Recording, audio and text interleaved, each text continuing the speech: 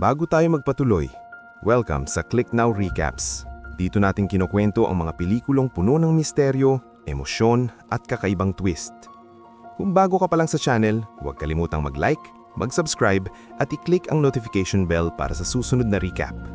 Taong 1916, sa kasagsagan ng unang digmaang pandaigdig, isang German fighter pilot ang kinatatakutan sa himpapawid, si Manfred von Richthofen, mas kilala bilang The Red Baron. Hindi siya basta mamatay tao sa ere. Matapos pabagsakin ng isang kalabang piloto, nagbigay pa siya ng wreath bilang respeto sa namatay. Patunay na may dangal pa rin siya kahit nasa gitna ng digmaan. Sa patuloy na pagsunod ng Royal Flying Corps sa grupo ni Richthofen mula sa isang paglipad na may paghahatid ng wreath para sa isang namatay na piloto, doon biglang sumiklab ang matinding labanan. Maraming ang nasawi, maraming eroplano ang bumagsak. Isa sa mga iyon ay ang Canadian pilot na si Arthur Roy Brown. Sa halip na patayin, pinabayaan ni Richthofen ang kanyang buhay. Sa airbase, nag-init ang ulo ng mga opisyal dahil sa pagsuway niya sa utos. Out of your bloody minds! Yes, sir! Ngunit wala na silang magawa. Sa halip, ibinalita ang pagbagsak ng piloto malapit sa kanilang lugar at agad nila itong hinanap. Tinulungan ni Richthofen na iligtas si Brown kasama ang kanyang grupo at ang nurse na si Kate Ottersdorf, isang babaeng malapit kay Roy Brown na unti-unting magiging mahalaga sa buhay ni Richthofen. Thank you. You saved this man's life. Samantala, kinundena ng British ang kamatayan ng kanilang piloto at binalaan si Richthofen ng mga opisyal na umiwas sa isang mabingis na kalabang piloto, si Captain Hawker. Stay away from Hawker. You're no match for him. Ngunit, kalaunan, nagtagpo rin ng kanilang landas. Sa isang matinding engkwentro sa ere, napatay ang kilalang piloto. Dahil dito, ginawaran si Manfred von Richthofen ng Pour le Mérite at itinalaga bilang leader ng sarili niyang squadron. High Command is giving you a tremendous responsibility, young man. Kasama niya ang kanyang kapatid na si Lothar, ngunit magkaiba ang kanilang pananaw.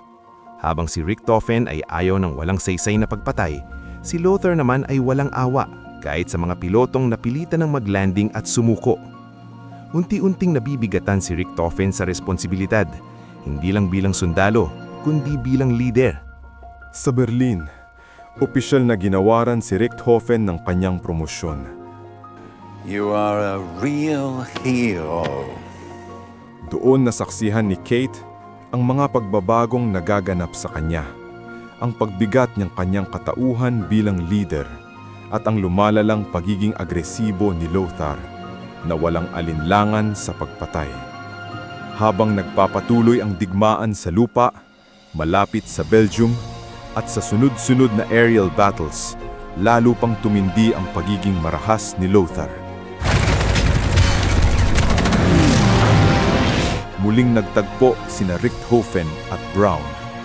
Pareho silang napilitang maglanding sa no man's land. May pagkakataon si Brown na patayin si Richthofen. Mulit na naig ang kabutihan at ang utang na loob mula sa pagligtas ni Richthofen sa kanyang buhay. Didn't I shoot you down a year ago? Indeed you did. Sa gitna ng digmaan, nagbahagi sila ng inumin. Parang dalawang kaibigang umaasang hindi na muling magkikita hanggat may digmaan. Dito rin nalaman ni Richthofen na may damdamin si Kate para sa kanya. Sooner or later, this war will be over. You should hook up with that nurse. Ngunit mabilis na naglaho ang katahimikan. Sa isang paglalakbay pabalik sa kampo, natagpuan niya ang wasak na eroplano ng kanyang matalik na kaibigan na si Friedrich Sternberg. Patunay na ito'y napatay sa ere. Get the doctor here! He doesn't need a doctor, he needs a priest. Dahil sa matinding lungkot, tumigil siyang lumabas ng kwarto at nawalan ng gana sa laban. Ngunit pinaalala siya ng kanyang kapatid. Ang isang lider, walang karapatang magluksa. Dahil sa paalala ng kanyang kapatid, muling sumabak si Richthofen sa labanan. Ngunit siya'y nadiskrasya, napilitang maglanding at nasugatan sa ulo. Inalagaan siya ni Kate at dito tuluyang umusbong ang kanilang pag-ibigan. May hapunan, sayawan at sandaling pag-asa. Dance with me. No. Imagine you are flying. Ngunit binuksan ni Kate ang kanyang mga mata. Ipinakita niya ang field hospital kung saan puno ng sugatan at naghihingalong sundalo. They don't have choices. It's not a game. This is the lowest we will ever get. Para kay Kate, hindi laro ang digmaan. Ito ay impyerno. Sa isang gabi, habang nasa kwarto si Kate at ginagamot ang sugat ni Richthofen, biglang naganap ang bombing raid sa kanilang kampo. Sa gitna ng kaguluhan, muling lumipad si Richthofen upang ipagtanggol ang kanyang mga tao.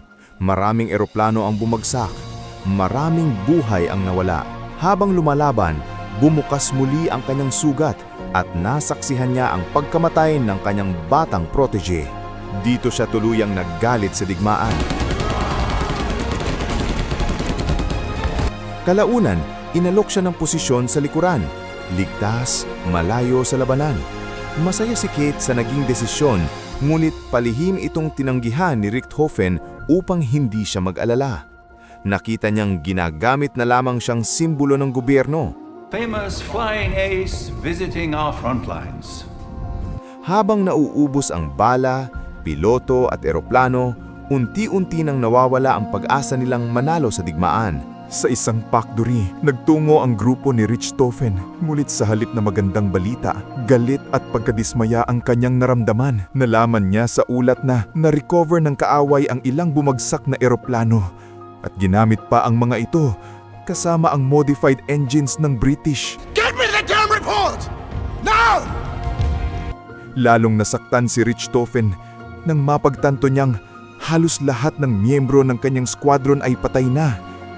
Dahil dito, iminungkahin niya ang isang strategic decision, isang hakbang upang iligtas ang natitirong buhay. Ngulit sa halip na pakinggan, sinalubong ito ng galit na mga opisyal. Put this fool back into his aeroplane and give him a parachute. Sa kabila ng lahat, habang unti-unti nang nilulusob ang mga ground site, bumalik sila sa ere upang protektahan ng himpapawid. Gentlemen, let's go! Kasama ang mga bagong piloto at si Lothar.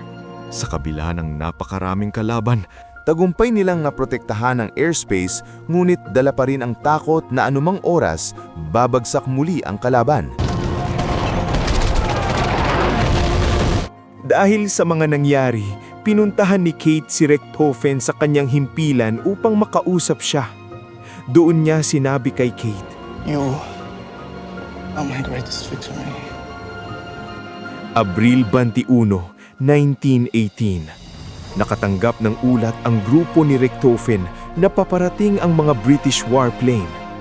Nagpaalam siya sa kanyang mga piloto at nagbigay ng huling babala sa mga baguhan, kasama ang kanilang pinakabatang kapatid na ngayon ay sasabak na rin sa digmaan sa himpapawid. Be close to Lothar. If you're attacked, break off and fly home. Sa kanilang mga mata, ramdam ang nalalapit na panganib. Walang kasigurahan kung sila'y makababalik ng buhay o tuluyang hindi na. Bago sumakay sa eroplano, nagpalitan sila ni Kate ng isang tahimik na ngiti. Parang alam nilang iyon na ang huli. Makalipas ang panahon, tinulungan ni Brown si Kate na makatawid sa Allied lines upang bisitahin ang libingan ni Richthofen.